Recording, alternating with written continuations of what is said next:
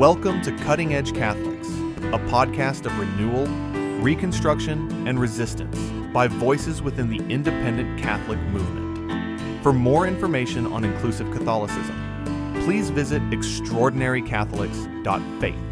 And now, meet your hosts, Reverend Dr. Trish Sullivan-Bonney and Reverend Dr. Jayme Matthias.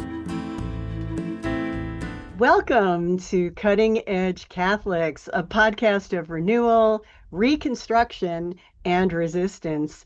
I'm Reverend Trish Sullivan-Bonney. And I'm Father Jayme Matthias. And we are delighted that you're joining us. And for this episode, we are welcoming a special guest, Father Jayme.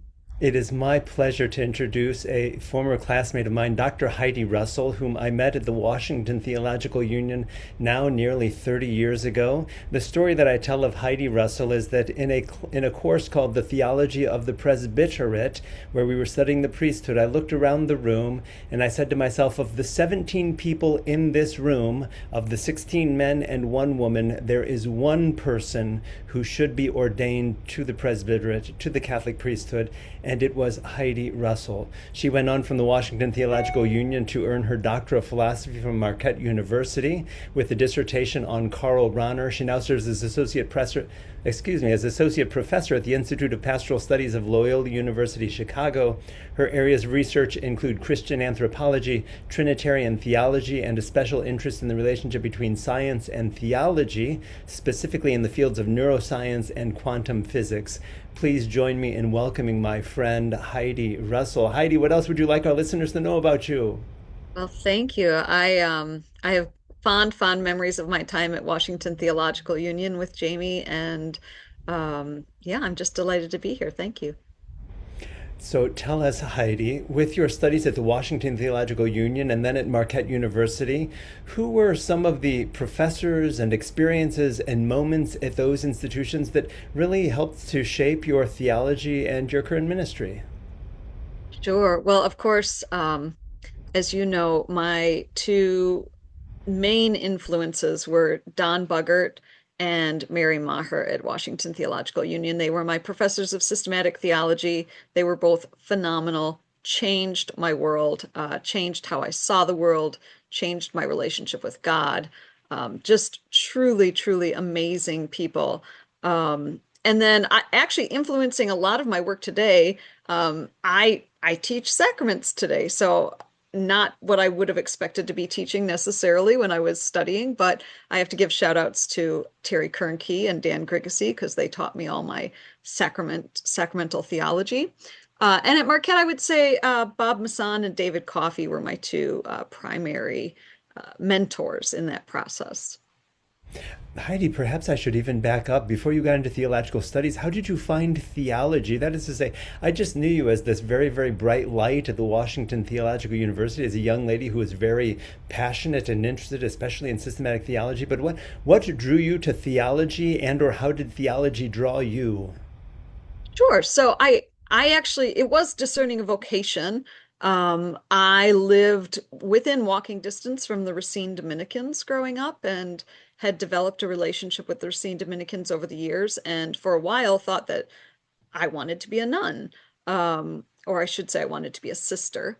And so then I went to one of their vocational retreats and came out of that retreat thinking, I am not called to vowed religious life. I am called to ministry. And that shifted my focus from discerning a vocation in religious life to discerning life as a lay minister. I also, around that time, we had a novitiate for the Augustinians in Racine at my parish. And so I met a lot of Augustinians who were going through novitiate, which eventually drew me to Washington, D.C. and Washington Theological Union, where I thought I was going to just become a lay minister. That was my goal when I entered the program, my MDiv program. I was thinking I would be a parish director somewhere, was where I thought I was going. And then Don and Mary introduced me to Rahner, and the rest is history, as they say, right? Well, that is not a small lift. To be excited by Rahner, although I have to tell you that in my initial graduate level studies at Villanova, when I started reading some of what Karl Rahner had to say, it was really for me like lights were going on, that you could think about the church and the people of God in the context that he offers. So tell us a little bit about your love affair with Rahner and what drew you to Rahner and what you found yourself writing about. It'd be great to capture that. Yeah, absolutely. So I like to say that when I started reading Rahner and learning about Rahner, being taught about Rahner, it was sort of like putting a vocabulary to what I had always believed, but would never have been able to put into words. So Rahner put into words for me what I already believed, but didn't even entirely know that that's what I believed, or would not have been able to articulate it. And so as Mary and Don started teaching us all of these ideas about Rahner, it just resonated with my spirituality so deeply, and I just wanted to know more. So I guess that's his horizon, right? I just kept having more questions and wanting to go deeper into that study. Heidi, I'm absolutely fascinated by this because, I love Rahner, but I've also struggled with Rahner quite a bit. I like to tell the story of how I went on my solemn vow retreat in New Mexico in 1999, and I took along Rahner's Spirit in the World, and I just remember the long hours that I pounded my head on that book. I would just read a paragraph and then have to reread it again and then reread it again before trying to make notes in the margin to try to make sense of it. So my question ultimately for you is, how do you and how do we make Rahner and other theologians who have this sort of high theology, how do we help to bring that down to make it real for people? And before I give you a chance to answer that, I'll use a concrete example or experience in my own life, because I wrote about Rahner this morning in my daily Substack on aliens. My husband took me to a movie, Disclosure Day, which talks about aliens. And there was this suggestion that maybe our theology would somehow be threatened if we were to discover aliens. And I write that quite the contrary, because if God indeed is more than just some bearded white guy on a cloud somewhere, if God is, as Rahner conceived God to be, this divine mystery, this holy mystery, and or the horizon of all being, then the same God who made us made whatever extraterrestrial life form might be out there that is now being captured in a movie. But Heidi, for those of us who've tried reading Rahner, who, as Reverend Trish suggests, is no small lift, is no lightweight. Any thoughts on how it is that we can help to make voices like that more accessible to the people in the pews and the people who might be inspired by his thought? Absolutely. So I have several different thoughts competing in my brain at the same time. One thing I want to say is it depends on what you read of Rahner, right? I always said, even reading Here of the Word, that's always the book that I mark as my most difficult Rahner reading. I would always say when I was right at the point where I was so frustrated with reading Rahner that I wanted to just throw the book across the room, he would come out with one sentence that would be so beautiful and so clear and just say things so perfectly that it just kept me going. However, when my students are reading Rahner, I don't have them read Spirit in the World. I don't have them read Hearer of the Word, right? They do read quite a bit of Foundations, which can be a heavy lift, but also his prayers, right? Rahner was a pastoral theologian. So depending on what you're picking from his writings, some of his writing is incredibly accessible and very meaningful to people. So I actually recommend that my students begin with his works on spirituality and prayer, which tend to be much more accessible. There are also lots of popular writers. Everybody loves Richard Rohr these days, right? I'm always like, Richard Rohr is just Rahner, right? Like Richard Rohr is just translating Rahner into everyday language that people can understand. Another one, probably my favorite accessible Rahner theologian, is Ron Rolheiser. I think Ron Rolheiser does an excellent job of articulating Rahner. He's got a book, I used to use it with my students, called Against an Infinite Horizon. When I was teaching undergrads, I had them read Rolheiser's Against an Infinite Horizon. And then the other thing I would say is, this is what I try to do in my work, right? My students learn a lot of Rahner, and they are going to be ministers, and this is what a lot of them do is translate Rahner into ways that their communities that they're ministering to can understand. I remember when I was working on my MDiv, I don't know who quoted this. It might have been Father Kevin Seasult, but quoted Hugo Rahner as saying that his life's work was translating his brother's work into German, which of course was written in German, but it was a reflection on the inscrutability. But you're right, there are these little gleaming insights that are really very easy to enter into. But there's one that has captivated the imagination of a lot of people in my independent Catholic jurisdiction. And it is the quote that of Rahner saying something akin to the future of Christianity will be a mystical Christianity, or it will not be at all, or something like that. Um, I'm wondering what you think about that. There are people in the ECC who really believe that we're trying to create a mystical Christianity. I don't know that the average folks in the pews here in Eden Prairie, Minnesota would necessarily agree, but that phrase has cropped up. I was trying to think just recently someone else quoted that. So it seems just very timely for the age where we're living. And I was wondering if you had any thoughts about the context of that quote or what it means for you. Yeah, absolutely. I think for first of all, for Rahner, you've got to understand what he means by mysticism, right? So Rahner didn't believe in the idea that we had this mystical experience that was somehow separate from our everyday life. So for Rahner, mysticism was all about understanding the way that God was working in and through our everyday life. He used the fancy phrase of categorical experience, right? And so it's not that he expects all Christians to withdraw and become monks and just spend their hours in prayer, having some sort of otherworldly experience. The contrary is actually true. He thinks that relationship with God should imbue everything that we're doing in our everyday life, and that's what makes our lives mystical, right? And so I think when he says this, the idea that the Christian of the future will be a mystic or not be at all, he's prioritizing relationship with God, that it's not going to be about a checklist or rules or obedience. It's going to be about prioritizing relationship with God. And if what we're about as church is not helping people prioritize their relationship with God, then the church is not going to survive. Now, Heidi, you're going to have to correct me if I'm wrong, but I'm having this recollection of studying a course on the theology of Karl Rahner with Dr. Peter Fenn at the Catholic University of America. And I'm thinking that you and Jess Wormley and other classmates, that somehow all of us ventured from the Washington Theological Union to Catholic University of America to be able to take this course on Karl Rahner. And I'm thinking about some of the concepts from that course, like on time and eternity. And I'm wondering from your perspective, if there are certain concepts from the thought and the writings of Karl Rahner that remain perhaps underappreciated or understudied today. Any thoughts on, are there any aspects of his writings from so many years ago that still that have not been adequately mined for the riches that they contain?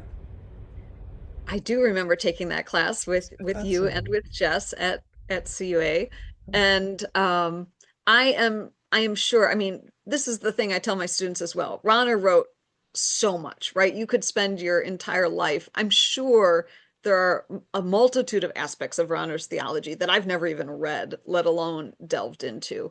I still think the pieces he's most well known for are the pieces that we still haven't appropriated in our lives, in our spirituality, in the church. So, you mentioned before God is mystery, right? Many people still image God as a being, as you said, a bearded white man in the sky. I think we have not come to an appreciation enough of what it means to change the fundamental way we image God. So some of my own work has been on this.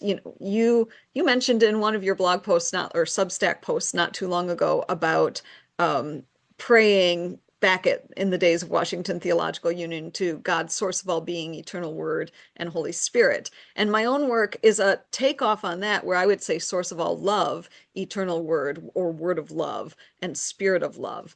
I think moving away from that idea of God as a super being in the sky really transforms our entire theology. And the other piece that I think that is widely known and talked about with Rahner, but not yet fully appropriated, is the understanding of grace, or this relationship with God, or the supernatural existential. The idea that every single person that exists is always already in relationship with God, and that there is no outside of God, right? There's no way to break our relationship with God or be apart from God.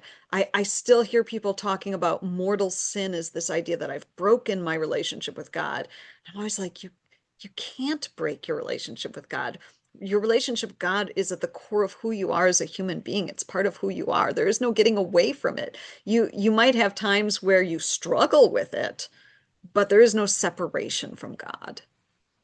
So true and so beautiful. But I'm listening to you. I'm so inspired by you, Heidi.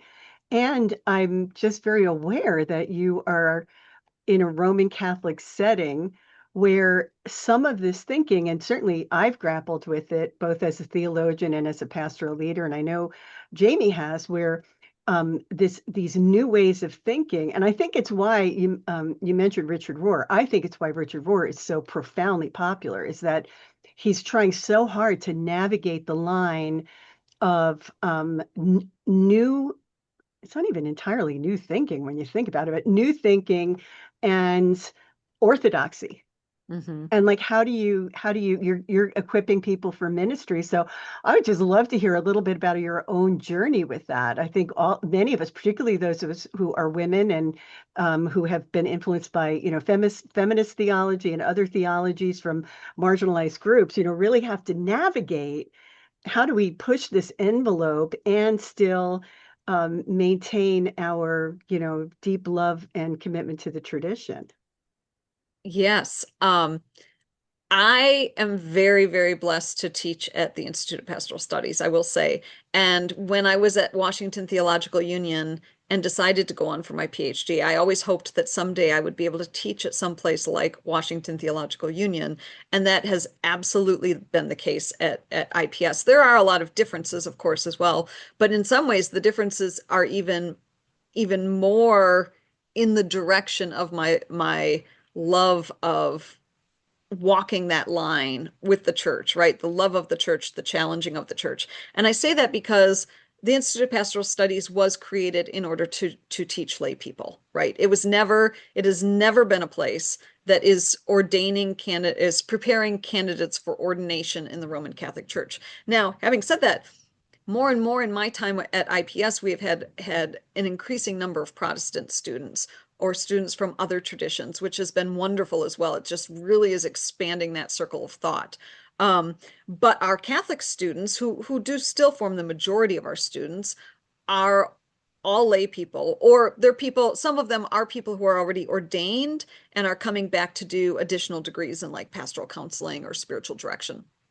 But a lot of them are becoming hospital chaplains. That's probably our biggest program right now, is training people to become hospital chaplains. But we do still have a core number of people who are either working in ministry in the church or want to work in ministry in the church. And then we have another large group of people, many of them women, though not all, who are disaffected Catholics, right? They were raised in this Catholic tradition. It has become too constraining for them in so many ways, and they are looking to do new and exciting things, and they find a home at IPS as a place where they can have these conversations, where they can challenge traditional church teachings and not feel like those conversations are out of bounds. If anything, I think some of our challenge at IPS recently has been having some more traditional Catholics find their way into the program, and then how do we balance that so everybody's voices are being heard, and so everybody's positions are being challenged a little bit. Heidi, I have to ask you for your perspective on where we are with respect to the vision of Vatican II, and I'll set up that question by saying, well, it's been now 15 years, incredibly, since I've been outside the strictures and structures of the Roman Church. You were at my ordination 25 years ago when you were leading us in song during that ceremony. I was ordained during the pontificate of John Paul II, who absolutely quashed all conversation on the ordination of women. And then his Rottweiler followed him in office, Papa Ratzinger, Benedict XVI. I mean, it was just I was so disheartened. There were a few factors that were happening within my Franciscan community and within the Universal Church at that time that just made me really feel a lack of hope. And then when Papa Ratzinger sent to Austin a conservative bishop, at whom I got into a public spat over women's reproductive health and immigration and other matters, it just, I often say that I left the Roman Catholic Church too soon. Mm-hmm. Had I waited for Francis, who brought a very different vision, whose first book was about God's name being mercy, there was just, there was hope that I felt upon Francis's installation that I hadn't seen in the past, especially seeing a Jesuit choosing a Franciscan name. There was something beautiful about all that happened since then. So all of the hopes that had been dashed about the reforms of the Second Vatican Council suddenly received a bit more life. And so I'm wondering if you might, for the sake of our listeners, help to give them some perspective. Because when we studied the Washington Theological Union, Vatican II was this important light for us. What do you perceive to be where are we? Have we at times gotten off track from that guiding light, and or are we back on track, and or are there other lights that are now shining more brightly than Vatican II? Where are we at? Sure. So, the buzzword in all of the circles I move in today is synodality, right? Francis and the movement towards synodality. I will say, because I'm gonna pick up this question where you began it, which was women's ordination, right? I was not in any way shocked or surprised at Pope John Paul II's stance on women's ordination. Obviously, I was not surprised at Ratzinger's position on women's ordination. I am disappointed in Pope Francis and Pope Leo that they do not see it within their vision to expand who is called to holy orders within the Roman Catholic Church. It is heartbreaking to me, to many of my students who do feel a very strong call to ordination. And so there are many things, and I always say, right, like no pope is going to be all things to all people. Pope John Paul II gets a lot of credit for Cold War politics, right, and negotiating some of that political tension at the time when he was pope.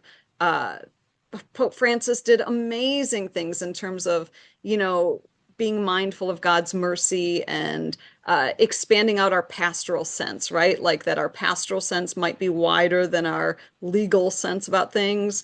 But I would challenge that if you are going to widen your pastoral sense, you have to also widen your legal sense, right? Like the legal strictures of the Roman Catholic Church are still actively doing harm to people. And if we don't talk about that, if we don't acknowledge that, we can't just say treat these people pastorally, whoever these people are, right? It could be the LGBTQ community. It could be women who are called to ordination. It could be Catholics who are divorced and remarried, right? Treat them pastorally, but we're not going to change any of the laws that are requiring our pastoral attention to them. Okay, this may be overstating the case, but I really think you can't actively be doing harm to certain groups of people and then be saying to your ministers, oh, but be kind and pastoral to them, right? It's gaslighting in some ways. Mm-hmm. Yeah, I have to tell you, I find hearing you articulate that as a woman who has stayed in the system as a theologian very healing for your forthrightness. As someone who finally, had been involved with so much activity around the renewal of the church and all of this cohort that was about 20 years older than me, that was just on fire with the vision of Vatican II and living into its potential, not its like scribed strictures. Not that we don't all love Gregor Ancient, but that's the kind of thing that people, get fixated on. And so it just means a lot to me to hear you say that. I think one of the things when I think about the folks that have come to our faith community here in Minnesota, and then also, the communion in general, is that they could no longer live with the cognitive dissonance of you're saying one thing and then we're living something else, and it just became unworkable for them to have a gay child and kind of be told, don't ask, don't tell. It was like it's the church's version of that. We're not going to challenge this stuff structurally. And of course, someone who does ecclesiology, I think that the feudal system we've inherited with every bishop at the head of their own fiefdom is an epic part of the problem, because many Catholics don't understand that the USCCB is not a governing body, and the church cannot move monolithically in its national settings to keep track with culture. And the Pope also has limitations in steering this, global reality, which has so much complexity in every one of its settings. I was really struck. Jayme sent on, some background about you, and I was really struck by this book you've written, Human Flourishing in an Age of Trauma and Stress. So I'm dialing in from suburban Minneapolis, where we lived through. I think we're dealing here in our region with actually a kind of cumulative collective PTSD that began amplifying with the murder of George Floyd, that was exacerbated by the shootings at Annunciation School, the murder of Melissa and John Hortman, the anniversary of which was just a few days ago, and then Operation Metro Surge. That there's been this constant assault on the common good here that I think has really affected people in so many ways. And I would love to hear more about what kind of questions you grapple with in that book, and any insights you have for us about, how is it that we're going to flourish in settings where it just seems like the trauma and stress is sort of unrelenting for people. Yeah, I had students who are from Minneapolis, and so I have had sort of a second seat view of some of what's been going on this past year. As they come in to class every week and report how things are going for them personally as well as for their community. And I agree 100%. I mean, I do think people are living in a state of having experienced some pretty extreme trauma. And I would say, part of what we know and part of what my work was looking at is how that affects our nervous system, right? Like that people need a felt sense of safety. And I do think that's one place the church has a great role to play, right? A lot of things we know that create that felt sense of safety are things that can happen in churches, so long as the church is not also traumatizing, which that's, kind of going back to what we were talking about before. But if the community can be a safe community, right? Things like music can ground people, prayer, silence, all of these things can help center people's nervous systems. And what we know is when people have gone through this kind of trauma, their nervous systems are more sensitive, right? They're more likely to have fight or flight responses. They're more likely to have a freeze or a shutdown or a dissociative response of some sort. And so how we help people expand what's called their window of tolerance, right? The other thing, neuroscience has taught us, right? People react before they think. Our systems are set up so that our reactions happen faster than our cognitive thought. Our cognitive thought is behind. And so part of what church can do, and I think the Buddhists knew this way before Christians have implemented it, though we have sort of this meditative tradition in our background that we've been recalling and returning to a little bit more often. But mindfulness, meditation can help us learn how to put a pause between our reaction and our action, right? In other words, it gives our prefrontal cortex in our brain a second to catch up with our reaction, which might be a flight reaction. It might be a fight or aggressive response. I mean, we see this just in our civil dialogues, or maybe civil and dialogue are both misnomers in this case, right? But as people react to one another rather than just taking a beat and then listening. And the other thing then that trauma-informed care does is it gets curious, right? it encourages people to get curious instead of judgmental. I think so much of our theology in the past has encouraged us to be judgmental, which creates and exacerbates the problem. But trauma-informed care says, what happened to you? Rather than, what did you do, or what did you do wrong, or why did you do that? But what happened to you? It's about telling stories. It's about opening up to hearing one another's stories.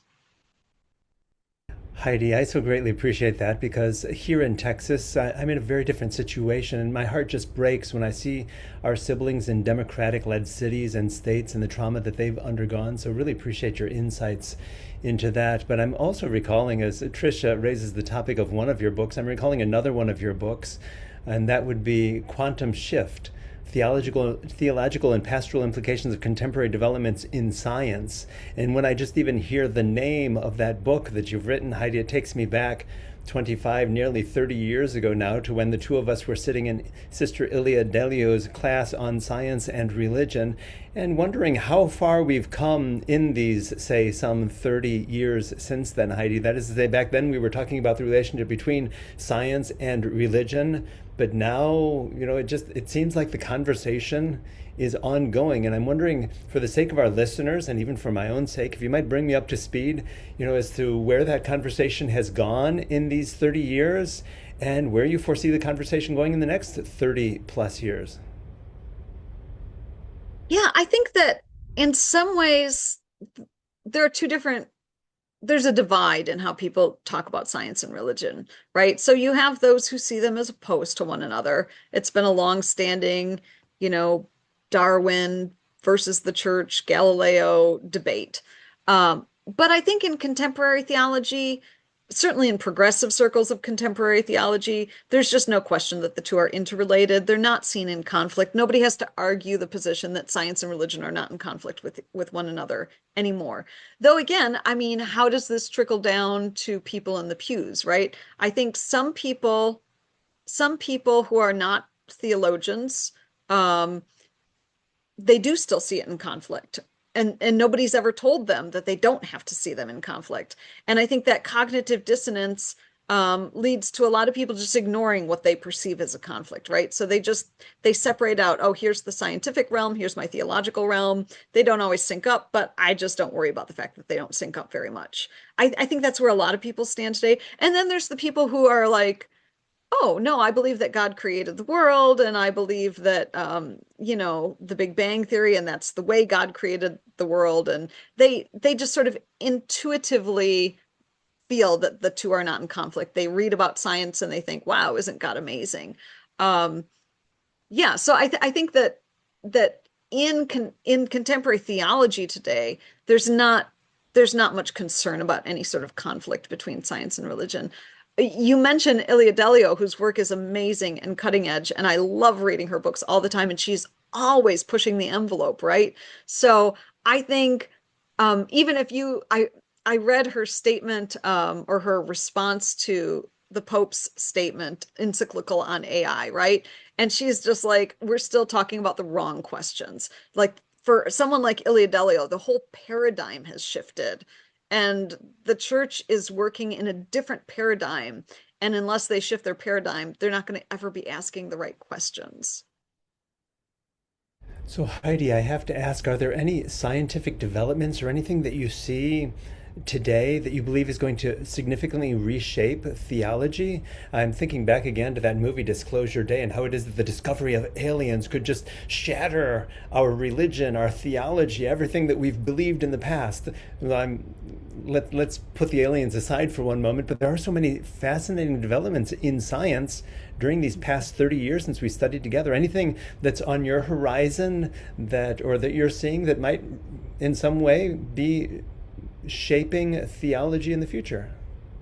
I'm smiling as you are saying that because I've not seen the movie that you are referring to, but my daughter loves Young Sheldon, and I love the points in this show Young Sheldon where the young Sheldon, right, is asking the pastor all these questions. And one of the questions he asks is like, what if there's octopus type life on another planet, and would Jesus be the savior of that octopus life, or would they have to be saved by an octopus type savior? I mean, like, what a great question, right? And I love that they're engaging in this type of question in young Sheldon. Yeah, I mean, I actually think that for me, I always go with the Jodie Foster line from the movie Contact, right? Like, is there life out there? And her father responds something to the effect of, well, it sure would be a waste of space if there's not, right?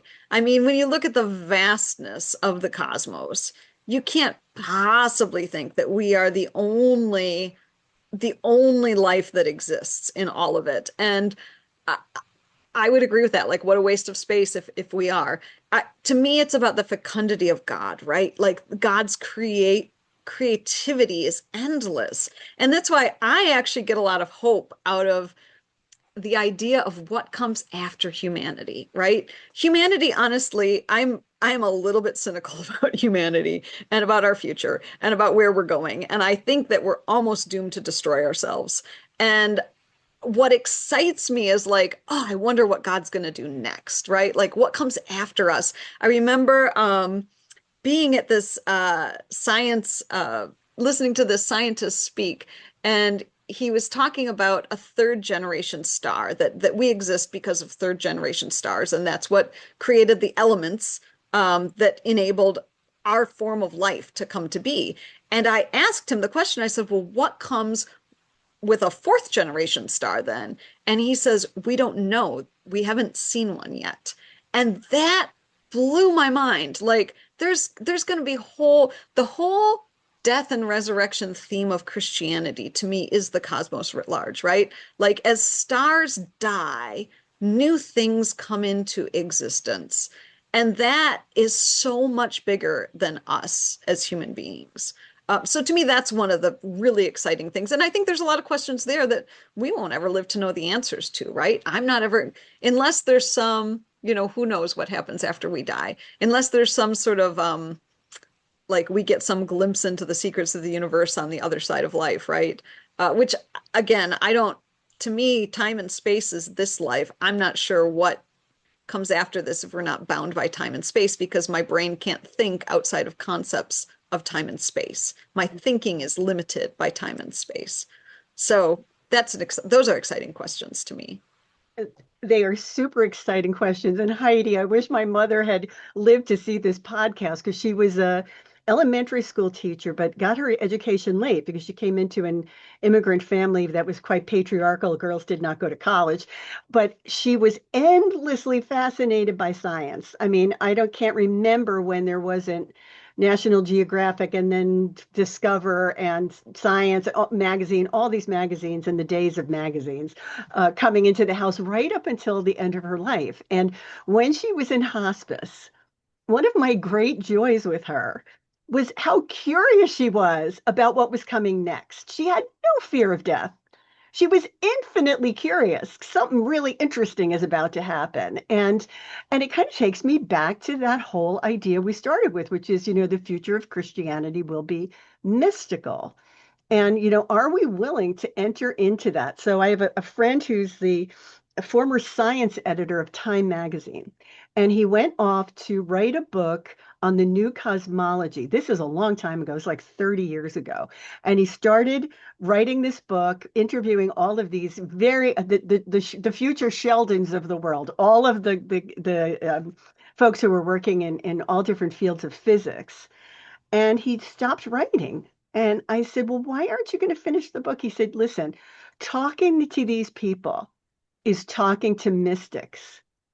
It's almost impossible to articulate for a common reader what these people are trying to say. Yeah. And that was so fascinating to me, that in the world of science, these folks were moving toward us. The question is, and we have moved toward them, and where is that twain going to be in terms of how we're all going to embrace each other's disciplines in a way that reveals, whatever's next. There's no question in that. I just had to give you a cheer. Maybe Jayme. No, I love that. I love that. And I wrote an article many years ago about on this interrelationship between science and religion being the crux of it being at mystery, right? Like that we are both exploring mystery. Because when you look at like quantum theory, right, when you get down to the heart of it, it becomes mystery. And Jayme will remember our theology professors talking about mystery not being like something you're trying to find the answer to, but that which has inexhaustible depths, right? And so even while scientists are trying to desperately to find the answer, I mean, let's face it, we as Christians are often trying to find the answers too.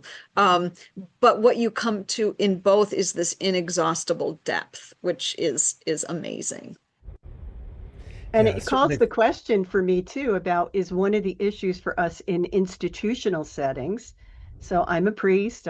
We have mass every Sunday, same with Jayme, is the shame on the church the way we beat the mystery out of everything. Yeah. And to try to reclaim that people to invite them to dwell in and yet we every mass, the mystery of faith, we declare it. And Mhm. yet we don't give them permission to really dwell in those questions. Jayme, you're about to ask something. No, I was reflecting on how it is that mystery, that word alone is just such a part of my spirituality these days. The Greek word mysterion, to keep the mouth shut. The more that we say about God, the more we often get it wrong. And when we as institutions start co-opting religious language for whatever reasons, there's just so many reasons for caution. But let's bring this to something a little less mysterious, Heidi, and that is to your present ministry and service, because I'm very intrigued by what it is that you're doing now in helping to form lay people. I knew you as a brilliant young student, and now to know that you are helping to shape young minds and hearts is just really gratifying, especially within a church where we see. I'm just coming back from Ohio, from my nephew's graduation there, where parishes are just closing one after another, and being demolished simply because there's no openness to recognizing the gift and the vocations of women and married persons and other persons, and it breaks my heart. So on the one hand, we have this trend of less and less priests within the Roman Catholic Church, but we also have persons like yourself who are forming some really strong people to step up and to help lead the future. So just wondering if you might give us some perspective from your experience now in teaching and working with such minds and hearts of what it is that we might anticipate with the future. Is the future of the church in good hands, Heidi? It seems that if there's any reason to hope, it would be in what you're doing. Yeah, I mean, my students are amazing. They blow me away every day. I am just the work they do is incredible. Their depth of thinking, their pastoral insight, their open hearts. I am they are my hope for the future of the church. I can't imagine. And again, I will note that not all of them are comfortably in the church, right? I mean, many of their paths will lead them in different directions, and I think that is the resurrection of the church. Again, this death and resurrection theme, right? Sometimes something has to die in order for something new to come. And I do see this, the graying of our communities and the closing of our communities. Yeah, so that is where my hope comes from, is seeing these brilliant, and they're not all young minds, I want to say, right? In case anybody out there is thinking, oh, I would have loved to go to get my master's degree in theology, right? One of my students who graduated a year or two ago was in his 80s. So, you're never too old to come back to school. I I work inside of an ELCA Lutheran building, and a lot of our churches, Jayme has his own wonderful footprint, but he too is nested with another type of congregation. And one of the things I feel really passionate about, I wrote my dissertation on collaborative leadership. So I think one of the great gifts of the Roman Catholic community since Vatican II has been this surge of people not called to ordination, but are called to serve the church as lay leaders, lay ministers. And we have, as Catholics, we have a really important paradigm to witness to for everyone, because I'm often struck in my setting here, but also around our city. We've got 3 ELCA churches. We've got a variety of denominations. They are so clergy focused. And it's interesting because in the Roman Catholic setting, the gift of the clergy crisis in terms of sheer numbers was the raising up of all these other talented people. And they share the perspective of lay life. And it's a critical perspective in the life of the church. And I am regularly on this, as Jayme knows, in my jurisdiction, that we need to keep honoring the lay vocation. We need to keep engaging the lay vocation, that not everyone has to have a collar on. Mhm. You Yeah. know, and this is one of the tremendous gifts of the Holy Spirit through the Catholic community. And how do we continue to honor that, even in movements like ours, that are exploring new ways of being Catholic? Mhm. Yeah, no, I couldn't agree more. Excuse me, I couldn't agree more. And I do believe that there's ways in raising up the laity to be actively involved in ministry. And, so for those who are going on to get advanced degrees and become pastoral leaders within their congregations and within their communities outside of congregations. And then also always in the Vatican II model, right? In the synodality model now, recognizing that the entire congregation is leading the congregation. And I think there's a lot more work to be done in terms of not just from the top down, right? I mean, definitely, I think ordained ministers need to take a beat and think about clericalism and how they're structuring their parishes and how they are dealing with power. But from the bottom up, right? I think the congregations need to take a beat and think about how they're stepping into leadership and how they're owning the fact that this is their community, not the priest's community, but their community. And I don't think we have enough of that yet. Usually you have a core handful of individuals, right? I mean, it's Right. always the famous 12 model. You have the 12 people in the parish who are doing all the work. But to get everybody engaged and involved. Yeah, and I will add, for me, it is a both and, because, we just saw the 50th anniversary of the Women's Ordination Conference celebrated. We're about to encounter the 50th anniversary of the founding of Call to Action at the Big Bishops meeting in 76. So it's not that those issues don't need to be addressed. They do. And we need to keep holding on to this jewel, which is the fact that we have had a very diverse flavor of leadership, and we need more empowerment. It shouldn't just be like, you mentioned, well, I was going to be a parish director, right? Mhm. The roles are very restricted, and the decision-making silos are incredibly restricted. And that's one of the things that I feel very passionately we all need to continue to work on. So you may know this already, but Jayme Matthias is a big fan of Stephen Colbert. And in his secret desire to manifest the most Colbert-like personality he can, he developed this fabulous thing called the Cutting Edge Catholics Questionnaire. So I'm going to turn it over to Jayme because I enjoy the way he does his questions. Brace yourself. It's hard on introverts. You're going to be put on the spot for some answers, but it's also a lot of fun. So Jayme, the Cutting Edge Catholics Questionnaire. Thank you, Reverend Trish. But this is the Cutting Edge Catholics Questionnaire Rahner Edition, Heidi, where we'll Okay. ask 12 rapid fire questions and you just say the first thing that comes to mind. Deal? Okay. Here we go. Heidi, your favorite theologian besides Karl Rahner? I think I'd have to go with Ilia Delio. Ooh, the most misunderstood Catholic doctrine. Hmm. Reconciliation.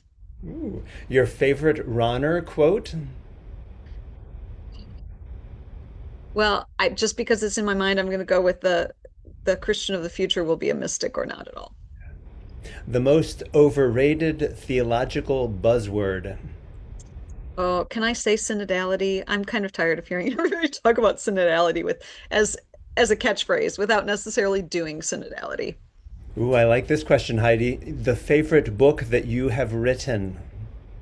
Oh, I'm going to say quantum shift because it was so much fun to delve into all that science. If Karl Rahner were alive today, what topic would he be writing about? I actually think he'd probably be writing about synodality, even though there'd be a bunch of other things I'd love to have him write about. I sort of feel like he'd probably be in that circle. Your favorite book, one that you wish every Catholic would read? You know, my one that gets probably the least amount of attention that I really do love is why can't I even think of the name of it now? The one on the Trinity. The Trin Can't remember the name of my own book. It's on the Trinity. It's about I think it's actually called The Source of All Love. Awesome. A theologian or spiritual writer more people should know? Hmm.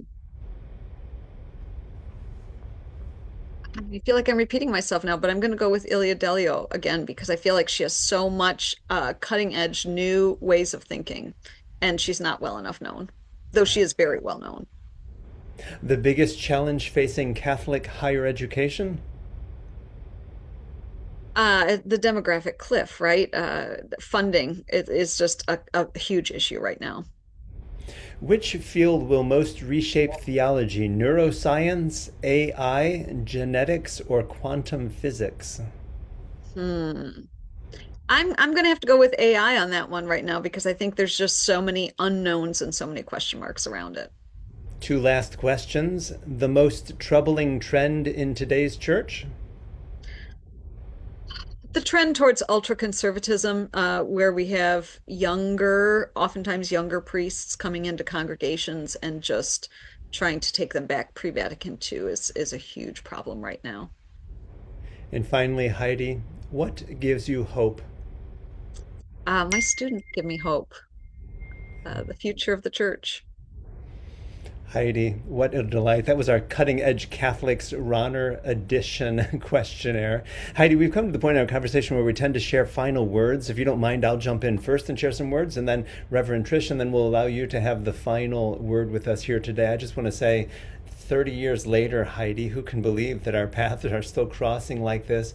What fond, fond memories of you from the Washington Theological Union, and from just the ways in which our paths have crossed in and out since then. Having you at my ordination now 25 years ago is a special memory that I hold in my heart. But now just to know that you continue to publish and that you continue to teach, it gives me hope. So if there were one source of hope for me, it is that you, Heidi Russell, Dr. Heidi Russell, pardon me, are still doing what it is that you're doing all these years later. What a delight to have you with us here today. Reverend Trish? Well, this was such a treat, Heidi. I'm just delighted to have had this conversation with you. I too find hope in it. I did my MDiv at the beginning of that big restorationist trend, and it is still going on, but the Holy Spirit was poured out on the church and nothing will prevail against her is my deep conviction. I also am really excited, even though I know that the synodality conversation gets, kind of, it starts turning into a buzzword. I actually am heartened by it because our tradition, our trajectory coming out of old Catholicism is hundreds of years of synodality. And I really wonder if in the years ahead, in the decades ahead, we're going to find connecting points between the old Catholics of the globe and some of the size of some of the old Catholic movement, particularly like in the Philippines, is massive, and it's gaining traction here in the US. Are we going to find those points of commonality and connection and dialogue between our emergent Catholic movement and our Roman Catholic family of origin around the question of synodality? So you've given me a lot to think about as a leader and as a pastoral leader and a theologian. So I'm just so grateful. And we always let our guest have the final word. So you are welcome to chime in with any last thoughts that you'd like to leave our listeners with. Well, thank you. You just gave me a beautiful vision of wouldn't it be amazing if the hierarchical institutional Roman Catholic Church would learn and listen and walk with in synodality your communities and learn from your experience that you all have had of practicing synodality for these hundreds of years. That would be amazing. I will wait to see if that actually happens. I also want to say, Jayme, I have so many fond memories of our community at Washington Theological Union, of our professors there. It is probably the time period in my life I hold with the most treasured memory sense, like that was core to my formation. And so I'm delighted that we are still in contact after all of these years, and I hope we will continue to be so for many more. Well, thank you so much, Dr. Heidi Russell, for joining us. We're incredibly grateful. Associate Professor at the Institute of Pastoral Studies of Loyola University in Chicago. We encourage all of our listeners who are looking for avenues for the equipping of folks to be sure to take a look. We are not a movement that is blessed with many university or seminary destinations, and there are so many wonderful places for people to become more equipped. So we will put your website in the podcast description, Dr. Russell. So I thank you so much for joining us in Cutting Edge Catholics, a podcast of renewal, reconstruction, and resistance. I'm Reverend Trish Sullivan-Vani. And I'm Father Jayme Matthias. And let's go out there open-hearted, open-minded, to see the intersections of all that the Holy Spirit is doing in our time and place as we journey into a more mystical Christianity. Thank you for joining us for Cutting Edge Catholics, a podcast of renewal, reconstruction, and resistance. For more information on inclusive Catholicism, please visit extraordinarycatholics.faith.